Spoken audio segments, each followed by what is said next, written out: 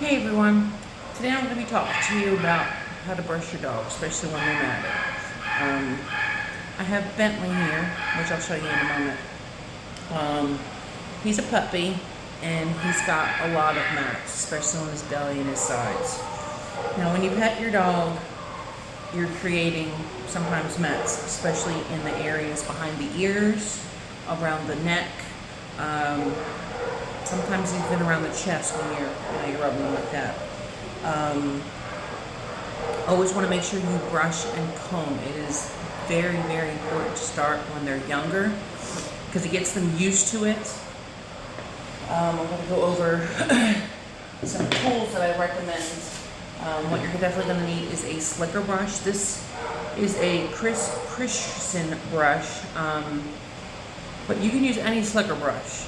I prefer the ones that have the teeth that are like this. You can get, a regular old slicker brush like this. That'd be fine too. But your magic is going to be with the comb. You need to make sure you have both of these because if you're just brushing and you're not combing, you're just brushing the top and you're allowing underneath to mat. It's always important to brush before you bathe your dog, because if your dog's already matted and you're bathing it, you're creating more mats and you're making those mats a lot tighter, and that can cause skin irritation. It can cause skin infections, hot spots. It's just a whole bunch of mess you just don't want to do, and it's preventative. So I'm going to show you on Mr. Bentley here how to demat your dog, or how to brush them, and how to make sure to know if you got everything out. So here we go. Okay, this is Mr. Bentley, as you can see. Look up his belly.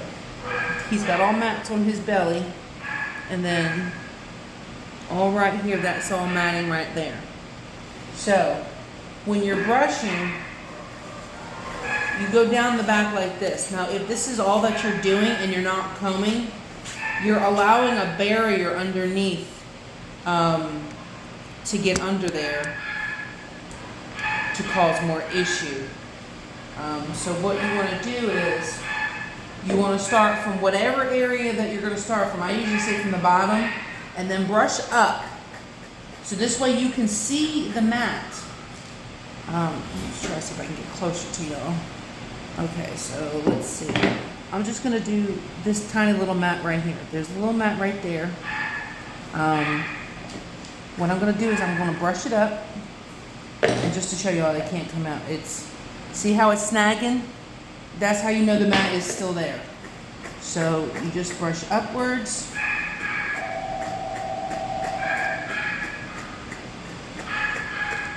Until it all comes out. And as it'll start to come out in the brush too.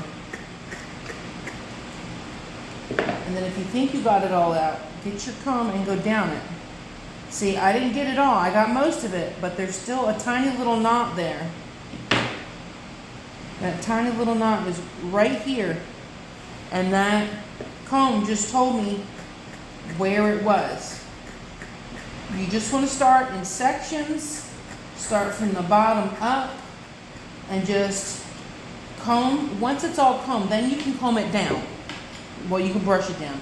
But you always want to make sure whatever area you are finishing with, that you are going down with a comb and you're able to go down all the way to the skin, all the way down. Because if you're doing this and you're getting a blockage, you're getting some stoppage going on there, then you still got to mat, you still got to brush it out.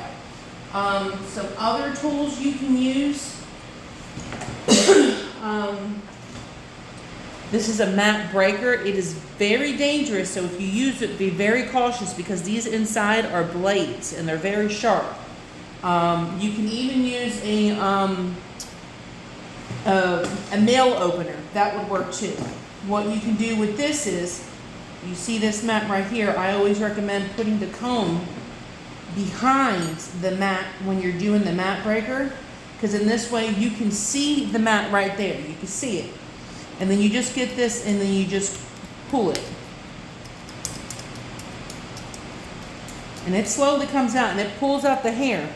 I only use that if I really, really need to. I don't like to use it because it kind of pulls. What you can also use is a Furminator brush or a double-sided brush like this. You want to try and use this side opposed to this side because you can see the difference. This is more for your flat hair coat. When they're done, you can brush them. But this side is going to be your best side to get all the mats out because it's got a little bit more coarse because it's got that bent part, that brush. But that's pretty much it, y'all. Comb and brush your dog regularly, especially if you go out to the pond or the lake during the summertime. You always want to make sure that you're brushing and combing either before or well, you definitely want to do it after,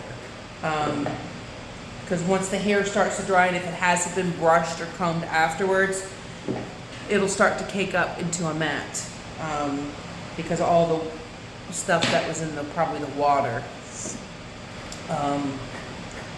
But I will put down in my comments below some things that I recommend as far as brushes and combs go.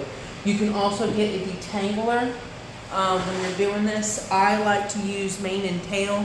You can get this anywhere. I like to get it from Tractor Supply because it's cheaper there, at least for me anyway. You can also use Magic Touch. This is a concentrated one, so you can mix this with water. This will last you a long while. But it is a little bit more costly than that one, than the mane and tail is. But you can get any kind of detangler. You don't have to get the ones that I'm recommending. You don't have to get those. Any detangler will work. Just spritz it on the dog, brush, and then comb.